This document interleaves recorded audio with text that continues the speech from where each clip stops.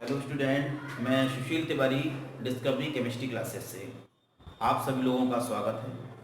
पिछले वीडियो में मैंने विलेन के अणुसंग गुणधर्म के बारे में डिस्कशन किया था और वहाँ पर मैंने विलेन के अणुसंग गुणधर्म में सबसे पहली हेडिंग को डिस्कशन किया था जिसका नाम था वाष्प दाब में अवनमन।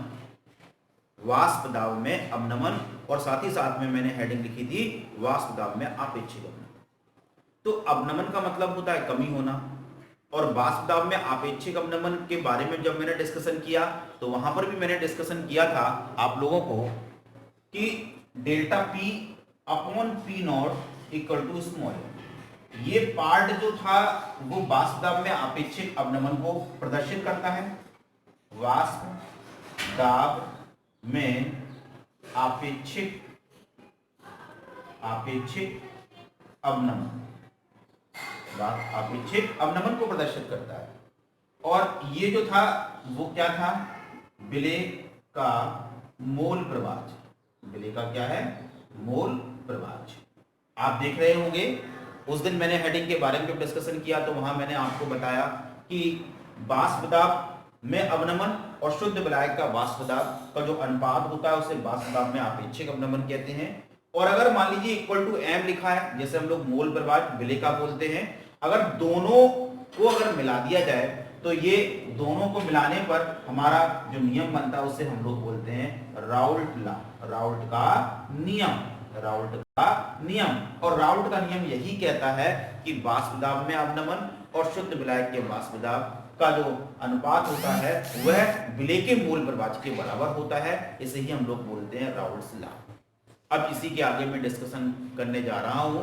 अगली जो विलेन का अणुसंग का गुणधर्म है जिसका नाम है क्वथनांक में उन्नयन, क्वथनांक में उन्नयन।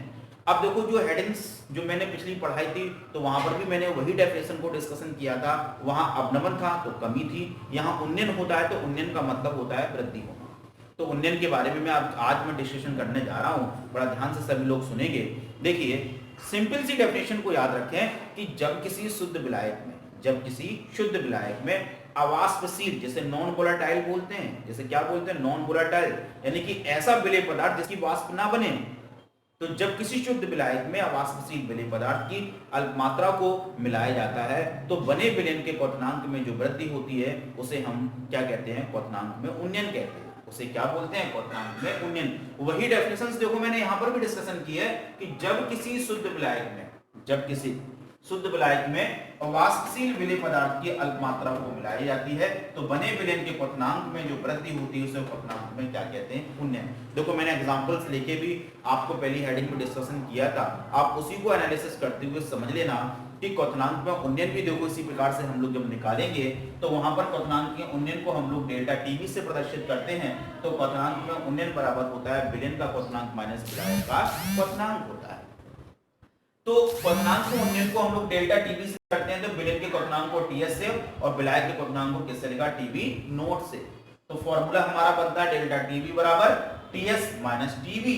यानी कहने का मतलब ये हुआ कि विलेन के क्वथनांक और विलायक के क्वथनांक का जो अंतर है उसे ही हम लोग बोलते हैं क्वथनांक में उन्नयन कहते हैं। क्वथनांक में क्या कहते हैं, उन्नयन कहते हैं। तो सिंपल सी बात सबको समझ में आ गई होगी कि क्वथनांक में अगर उन्नयन हो रहा है, यानी कहने का मतलब है कि जब किसी शुद्ध विलायक में अवाष्पशील विलेय पदार्थ की अल्प मात्रा को मिलाया जाता है तो बने विलेन के क्वथनांक में जो वृद्धि होती है उसे क्वथनांक में क्या कहते हैं, उन्नयन। अब क्वेश्चन आता है क्वथनांक में उन्नयन को निकाला कैसे जाता है। तो क्वथनांक में उन्नयन को निकालने से पहले मैं एक छोटा सा रिलेशन आपको बताने जा रहा हूं जो मोललता से रिलेटेड है। इस पर यूपी बोर्ड में क्वेश्चन आता है और क्वेश्चन पूछा भी जाता है। आपका यूपी बोर्ड हो चाहे वो एनसीईआरटी प्रॉब्लम्स हो, इस पर रिलेटेड छोटे छोटे क्वेश्चंस न्यूमेरिकल्स आपके पूछे जाते हैं। देखिए जो मैंने नोट करके यहाँ पर लिखा है कि क्वथनांक में उन्नयन, क्वथनांक में उन्नयन और तनु विलयन में उपस्थित जो मोलर सांद्रता होती है वो एक दूसरे के डायरेक्टली प्रोपोर्शनल होता है। डायरेक्टली प्रोपोर्शनल का मतलब सीधा सीधा संबंध होता है, यानी कहने का मतलब है क्वथनांक में उन्नयन तनु विलयन में उपस्थित मोलर सांद्रता के समानुपाती होता है। तो बताओ क्वथनांक में उन्नयन को किससे लिखते हैं, डेल्टा टीवी से लिखते हैं, directly proportional to small M. Delta TV is directly proportional के साइन को हटा देते हैं तो केवी इनटू स्मॉल एम लिखा है, जहां केवी हमारा क्या है, उन्नयन स्थिरांक। तो क्वेश्चन में आप देख रहे होंगे कि ये रिलेशन जो है क्वथनांक में उन्नयन और मूललता से रिलेटेड संबंध को प्रदर्शित करता है। इस पर आधारित क्वेश्चन में कभी कभी क्वेश्चन में हो सकता हो आपको केबी का मान दे दिया जाए, डेल्टा टीबी दे दिया जाए, स्मॉल एम पूछ लिया जाए, तो इस फॉर्मूले को लगाने से आप स्मॉल एम यानी कि अणुभार यानी कि मूललता की गणना भी आसानी से कर सकते हैं। अब इसी से रिलेटेड अब क्वेश्चंस यहां से भी पूछ लेते हैं, कभी कभी क्वथनांक को उन्नयन पर आधारित अणुभार की गणना कैसे करते हैं, अणुभार की गणना कैसे करते हैं। तो अणुभार से रिलेटेड अगर कोई बात अगर आती है तो दो कंडीशंस आपके सामने बनती है। जब कभी क्वेश्चन में आपको मोलल उन्नयन स्थिरांक की जिक्र किया जाए, किसका जिक्र किया जाए, मोलल उन्नयन स्थिरांक का जिक्र कर दिया जाए, तो वहां पर स्मॉल m बराबर आप लिखेंगे 1000 into KB into small w बटे delta TB into capital W, 1000 into KB into small w upon delta TB into capital W।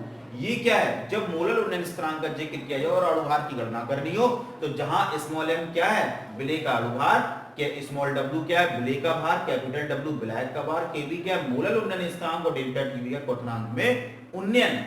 और जब क्वेश्चन में मोलर उन्नयन स्थिरांक, यहां आप देख रहे होंगे ये मोलर है और ये क्या है, मोलर है। जब मोलर है तो 1000 और जब मोलर आ गया तो वहां पर क्या लिखा है 100, और जहां केबी था वहां क्या आ गया, के आ गया, और बाकी सब कुछ सिंबल सेम है। जहां के आपका क्या हो गया, मोलर उन्नयन स्थिरांक, और जहां केबी क्या था, मोलर उन्नयन स्थिरांक। ये आपको क्वेश्चंस में दे दिया जाएगा, आप क्वेश्चन पढ़ लेना और पढ़ने के बाद ये देख लेना कि क्वेश्चन में आपका क्या पूछा गया, मोलर या मोलर। अगर मान लीजिए 1000 का जिक्र किया गया है तो समझ लेना मोलर का, और अगर 100 का प्रयोग किया गया है तो समझ लेना वहां पर मोलर का जिक्र करते हैं। ओके, अब आप समझना मेरी बात को, क्वेश्चन दिमाग में ये आता है कि मोलल उन्नयन स्थिरांक होता क्या है, मोलल उन्नयन स्थिरांक होता क्या है। तो एक छोटी सी बात मैं आपको यहाँ डिस्कशन करने जा रहा हूं कि मोलल उन्नयन स्थिरांक की जब बात करते हैं तो वहां डेफिनेशन यही कहती है कि विलायक के 1000 ग्राम में, विलायक के 1000 ग्राम में किसी अवाष्पशील विद्युत अपघट्ट का 1 मोल, किसी अवाष्पशील विद्युत अपघट्ट का 1 मोल घोलने पर उसके क्वथनांक में जो वृद्धि होती है उसे क्वथनांक का मोलल उन्नयन स्थिरांक कहते हैं। मैंने आपको डेफिनेशन क्या बताई है, विलायक के 1000 ग्राम में किसी अवाष्पशील विद्युत अपघट्ट का 1 मोल घोलने पर उसके क्वथनांक में जो वृद्धि होती है वह मोलल उन्नयन स्थिरांक कहलाती है। इसी प्रकार आप मोलर की जब बात करेंगे तो मैंने जहां पर 1000 ग्राम लिया है वहां पर आप क्या लेंगे 100 ग्राम, वहां पर क्या लेंगे 100 ग्राम। बाकी डेफिनेशन एज इट इज रहेगी और लास्ट में आप लिख देंगे इसे क्या कहते हैं, मोलर उन्नयन स्थिरांक कहते हैं।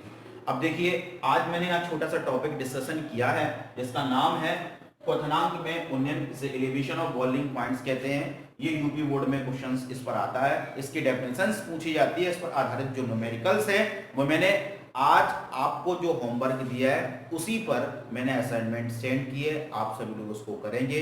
मैं आशा करता हूं जो क्वथनांक में उन्नयन आपको समझ में आ जाना चाहिए। जो मैंने फॉर्मूले लिखाए हैं आप उस फॉर्मूले पर आधारित जो क्वेश्चंस हैं वो आप लगाएंगे, समझ में आएंगे।